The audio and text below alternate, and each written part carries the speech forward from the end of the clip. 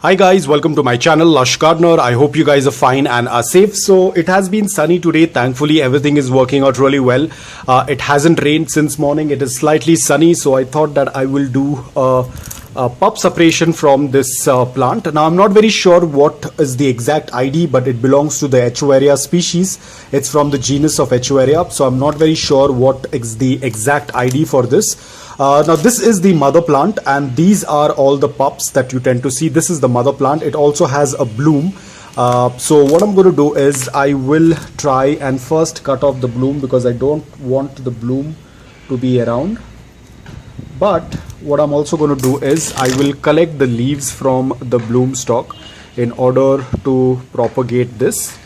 So let me collect all of those leaves. And as I've said this earlier as well, these leaves also tend to propagate. So I'm going to discard this, but I'm going to keep these leaves aside because they also tend to propagate. I'm not very sure how well will they propagate, but as long as they do that, it's absolutely fine. So I'm going to keep them aside. And now comes the difficult part, because I'm not able to find where the stem is because the mother plant is completely infused with the pups. The pups have reached a decent size, so I'm comfortable to cut it off. So first I need to check where is the stem. There we go, and I think I cut off some of the leaf, which is okay. And you can see it, the pup also has another pup, so that's really nice. So this is the first pup, and the best part is I just went ahead and cut it off like that. But I realized that there are some roots also, which is a very good sign.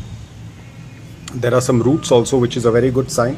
So I'll clip off the lower leaves so that the stem is much more visible, and some dry leaves. So I think this is done. The stem is also visible. There are some roots. I have to let this part callus, so I'm going to keep it aside. So we are done with the first one. Let me check. Now it's going to be much more visible for the other pups to separate, but still it's little difficult. Looks like this one is quite infused, and it's pretty difficult to cut this off, but it has to have a stem somewhere. This is the second one. This does not have any roots. It just has a stem. So we are going to clear off the lower leaves to make the stem more evident and visible. So this is the second one. Funny part is that this plant is completely infused with the mother plant. That's why it was so difficult to cut it off. Now the reason I had to separate this because it was getting very congested for the mother plant, and you can see they were very closely infused. There are some pups as well. So I had to, so now we have an evident stem on this one also, so we are going to keep it aside. So far we have 3 pups, and this is how the mother plant tends to look like. The stem was completely infused in the mother plant, so it was little difficult, and you can see it already has a lot of pups beneath, and it was becoming little difficult for the mother plant to grow, and hence I had to separate. So I'm going to take out some more of the leaves from here so that the lower stem, you can see there's a lot of dry leaves on the lower portion, so I had to clear it up, and this is going to give some more space for the lower pups to grow. And maybe probably another after 4 or 5 months I will be able to separate the others as well. You can see the lowest pups were almost into the soil, and it was becoming very difficult for them to grow. So now I think it's going to be much easier for them. So we have taken out all of the pups. This is one pup that is still present on the mother plant, which I'm going to leave it as it is, even though it is of a good size. What the heck, I'll just cut it off anyways. And there we have another one. We'll take out the lower leaves. So this is how the stem looks like. So now we have around 4 pups, and I think that's good enough, and there are no more pups. I'll have to clean up all of those dry leaves from the soil and let the mother plant heal. So now you can see the mother plant is much more free from all those extra baggage that it had, and this is the flower stalk stem that I've also taken out. and now the plant will be able to. Now again, all of these have to be kept in dry place. They shouldn't come in contact with any water.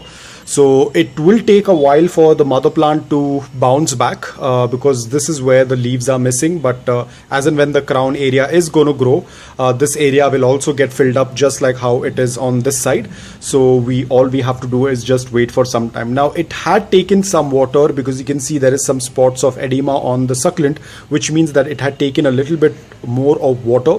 So that's why I have to keep it in a place where it's going to be dry. One reason is because it has taken up a lot of water. The edema is visible. Secondly, we have just done the cutting, so we have to be extremely careful. Now because it tends to rain a lot, so what I'm going to be doing is I will be sprinkling some dry cinnamon powder on the cut area so that there won't be any kind of infection, and it will help dry the stem area much faster. So we're going to add here, and we will also add it on the lower portion as well because we have a cut over here. So we're going to sprinkle some dry cinnamon powder on that. And that's all about it. So once she is all recovered and she starts putting out new leaves, I will definitely keep you guys informed about it. So it's going to be kept in indirect bright light.